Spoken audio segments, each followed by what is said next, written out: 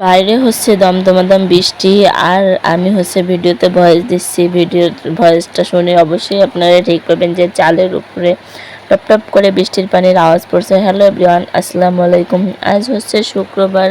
শুক্রবারে আমাদের বাড়িতে মাংস না হলেই চলে না, আর শুক্রবারে একটু তাড়াতাড়ি রান্না করতে চাই, কারণ সবাই জুম্মার নামাজ পড়ে এসেই খেতে বসবে আর কি। এই জন্য চলে আসলাম রান্না করতে।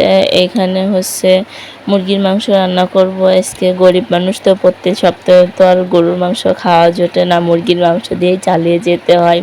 গরুর মাংসের যে দাম, গরিবেরা কিভাবে খাবে গরুর মাংস। এখানে আমরা সব কিছু গুছিয়ে নিয়েছি, আর রান্না করতে করতে এত ভয় পেয়ে গেছিলাম যে এই মশারির সাথে একটা বাচ্চা আর কি পেঁচিয়ে গেছে, আর ওই মুরগিতে তাকে এত পরিমাণে ঠোকরাচ্ছিল আর কি। তারপরে আমি রান্না করতে করতে একে দড়ি চলে আসছে মুরগির কাছে। এরপর আবার তাদেরকে দেখে পরে আবার চুলার পিঠে চলে আসলাম। এখানে হচ্ছে আপু মুরগির মাংস রান্না করতেছিল, তাই ভাবলাম একটু ভিডিও নিই। প্রথমে হচ্ছে গরম মশলা, তেজপাতা, শুকনো মরিচ, পেঁয়াজ দিয়ে একটু ফোড়নের মতো ভেজে নিচ্ছিল। শুকনো মরিচ, তেজপাতা, গরম মশলা এটা ভেজে নিলে কিন্তু অনেক সুন্দর সেন্ট হয়। এভাবে মাংস রান্না করে খেয়ে দেখবেন আপনারা। আর তারপর হচ্ছে মশলাটাকে দিয়ে সুন্দর করে কষিয়ে নিল।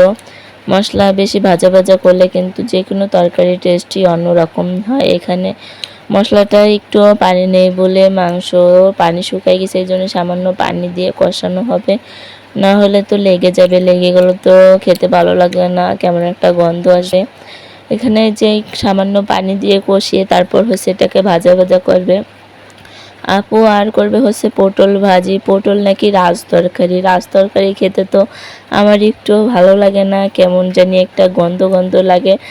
রাজ তরকারির গায়ে এত গন্ধ হলে হবে বলুন তো। এখানে এই যে মাংস কষানো প্রায় শেষ হয়ে আসলো আপু, আর এই পাশে হচ্ছে আমিও মাংস রান্না করব। এই জন্য আমিও প্রথমে একটু ফোড়ন ভেজে নিচ্ছিলাম। এরপর ভিডিও করা আর সব কিছু মানে গুছিয়ে গাছিয়ে নিয়ে যে কতটা কষ্টের, সেটা আমি এখন ভিডিও করতেছি আমিই জানি। আমি 2টা গোটা রসুন দিয়ে দিলাম। আমার মেয়েও তার বাবাই গোটা রসুন খেতে অনেক বেশি পছন্দ করে। এরপর হচ্ছে আমি মশলাটা দিয়ে দেব। মশলাটাকে অল্প করে কষিয়ে নেব আমি। এপাশে দেখুন আপুর তরকারির রঙটা কত সুন্দর এসেছে। আমি কিন্তু তেমন একটা এডিট করতে পারি না, আমি হালকা পাতলা এডিট করেছি আর কি, কিন্তু তরকারির রঙটা এইভাবে এরকমই আসছে। এখানে এই যে আমি মশলাটাকে একটু হালকা কষিয়ে তারপরে মাংস, আলু একসাথে দিয়ে দেবো। এখনকার আলুর কথা তো আর বলবো না, আলু এত মেজাজি আর কি বলবো, যে আলু নরমই হতে চায় না। এই জন্য মাংসর সাথে একসাথে দিয়ে কষাবো, তাহলে আলুও নরম হয়ে যাবে, মাংসও নরম হয়ে যাবে, তাহলে আর দেরি হবে না। মশলাটাকে সুন্দর করে কষিয়ে নেব।